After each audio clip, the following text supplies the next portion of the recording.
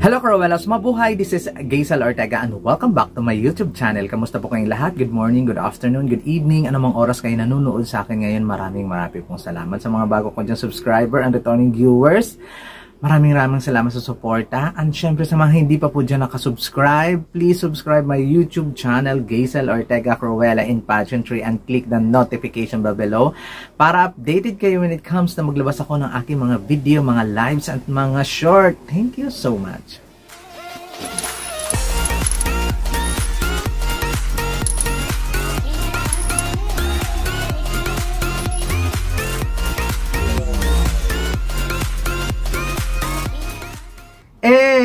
Ang pag-uusapan natin ngayon ay ang aking latest hotfix or latest prediction dito sa Miss Universe 2023. Sino na nga ba ang aking top 50 nag-shine bright like a diamond pagkatapos ng day 2, arrival, day 1, and day 2? O, diba? Syempre, nag-iba na. Syempre, iba yung aking arrival top hotfix. Ngayon naman, sa aking day 2 hotfix, sino na nga ba ang kumabog? Kumabog pa nga ba yung mga frontrunners? Alamin natin yan.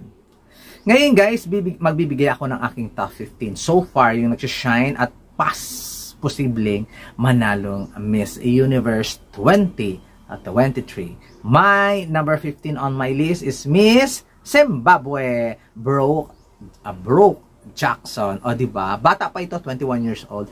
Hindi ko naman akalain na bongga pala siya. Ang bongga ng kanyang voice for change, nakaka-touch, bonggang-bongga, at talagang kumakabog din siya sa botohan. Kaya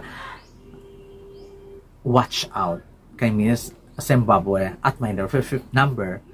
Ano ba? Ba't nabubulol ako? My number 14 on my list is Miss Australia, Moriah Wilson. Grabe, hindi ko siya napapansin before, pero now, nung ine-interview siya, tapos nakita ko siya in motion, napakaganda pala niya. At bonggang-bongga, walang justice yung kanyang headshot challenge. Ang bongga niya, ang ganda niya, at talagang mukhang kakabog talaga siya sa kompetisyon. Maganda ang kanyang pa-eksena, maganda ang advocacy, magaling na babae. At my number 14, Moriah Wilson ng Australia. My number 13 on my list is Peru, Camila Escrivens. Oh, di ba?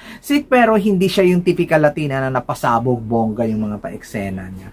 Pero I know nakakabog siya kasi hindi man siya yung sinasabing pak na pak yung beauty sa kagandahan sa pagkamistisan. No, hindi siya ganon. Normal lang siya at talagang legit ang kanyang advocacy at kumakabog din siya sa competition. Very stand out nga kasi medyo kakaiba siya doon sa typical Latina na nakikita natin. My number 12 on my list is Miss Venezuela, Diana Silva. Si Diana Silva, kaya number 12 ko na lang siya kasi medyo hindi siya nag-excel dito sa competition day 1 and day 2. Parang natatabunan siya ng ibang mga girls.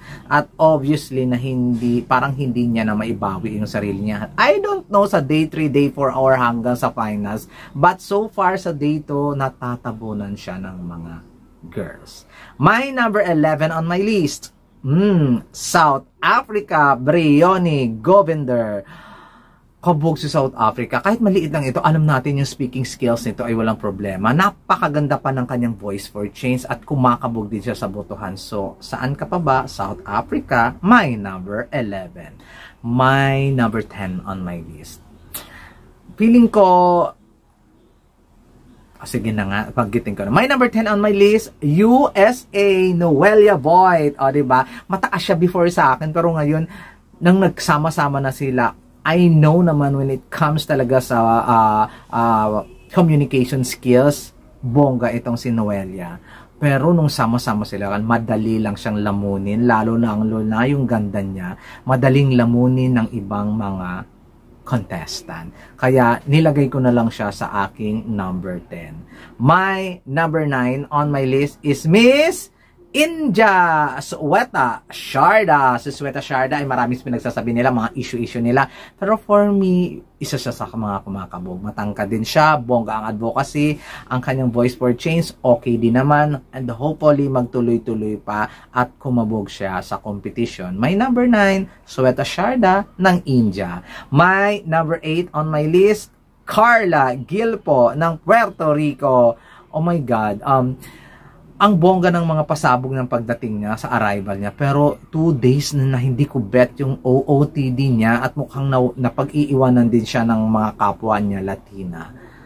I know nakakabog siya sa competition pero parang napag-iiwanan nga siya ng mga katabi niya. Hindi ko bet talaga yung mga damitan niya. Kaya linagay ko lang siya sa aking number 8, Carla Gilpo ng Puerto Rico.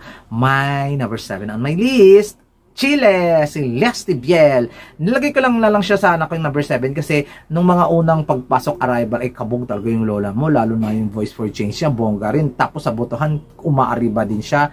Pero dito, kumakabog din siya. Kaya lang, parang nagbe-blend lang din yung beauty niya din sa iba. Hindi siya nag-shine. Pero, alam mo si Leslie Bielsa at kumakabog naman siya. Tingnan natin kung hanggang saan ang kanyang superpower, kung aabot ba sa finals. Kasi nga, para din siyang si Miss Puerto Rico or si Miss USA and sino ba to? Si Miss Peru or Venezuela na nauungusan ng mga dominated at magagandang mga Latina.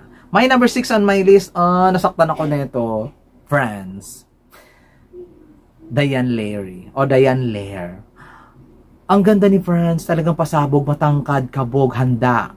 Pero mas may angat sa akin sa top 5. Feeling ko lang. Kaya si France, alam ko na kakabog din talaga siya at nasa contention din talaga siya na manalo ng corona. Wala akong problema doon. Pero for me, number 6 ka lang muna, France, Diane Lair.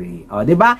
My number 5 on my list. Nalungkot talaga ako. Hindi ko kasi alam kung paano ko gagawin to. Pero nilagay ko lang siya sa aking number 5 muna. Kasi I know, kakabog ka. Dominican Republic, Mariana Downing. Grabe no, ang ganda-ganda niya talaga. Knowing pa yung kanyang communication skills. Medyo na maliligwak lang tayo doon sa kanyang medyo advocacy. Pero meron din namang ibibigay. Ayun, nilagay ko lang siya sa aking number 5. Pero every time na makita ko siya, scream Miss Universe ang eksena niya. My number 4 on my list, another Latina, Mexico, Melissa Flores. Nalulungkot ako bakit nilagay ko lang siya sa number 4 ko. But I know naman nakakabog pa siya sa mga susunod na araw. But for me, for dito, my number 4 lang muna, si Miss Mexico. I know na kumakabog ang iyong voice for change at nasa contention ka sa botahan. But still, my number 4, Melissa Flores. My number 3 on my list, Thailand, Antonia Porcel, ang papansin, ang pasipsip at bida-bida, ang saya. Charot lang.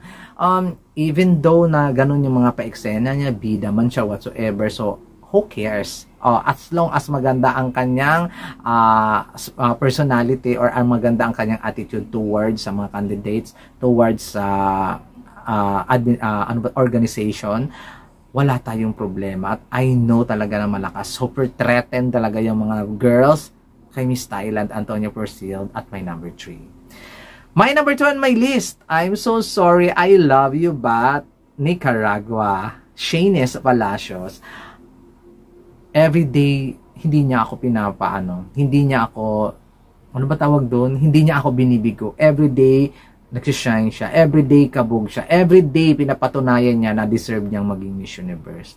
But nilagay ko lang siya sa aking number 2 kasi may mga girls na talaga na umangat na sa kanya at ito yung aking number 1. My number 1 on my list, the Philippines, Michelle D. Feeling ko mas angat siya kay Miss Nicaragua this time sa arrival sa last 2 days. Ang ganda ng atake ni Michelle. Class, alta, social, nakaka-Miss Universe, hindi nakaka-cheap, bongga. Ang ganda talaga ng atake niya, kaya gusto kong ilagay siya sa rurok ng tagumpay kahit sa akin lang. Michelle D. Philippines, my number 1, deserve niya. maiuwi ang corona sa Pilipinas, yung pang-5 corona ng Miss Universe, wala na ako makikita pang ibang makakakuha nun kundi siya. Kasi yung support ng people, nung support ng Filipino people sa kanya ay amazing. Yung support ng sambayan ng Pilipino sa kanya ay nakita ko na before nung suporta sa mga previous Miss Universe natin. Medyo nag-lie low pero bumalik ngayon. Grabe, yung voting, yung kaisahan, bayanihan, kaya nilagay ko siya sa aking number 1. Hindi naman siguro ako ninyo masisisi. Bias na akong bias, but my number 1 on my list, Michelle D ng Pilipinas. There you go guys. Sino ang inyong top 3 or top 15 sa inyong nagsishine ngayon sa Miss Universe? Comment down below lang kayo guys. Maraming salamat. At gusto ko makita ang inyong violent reaction, views and opinion sa comment section. This has been Gaisel Ortega. Hanggang sa muli pong prediction. Paalam.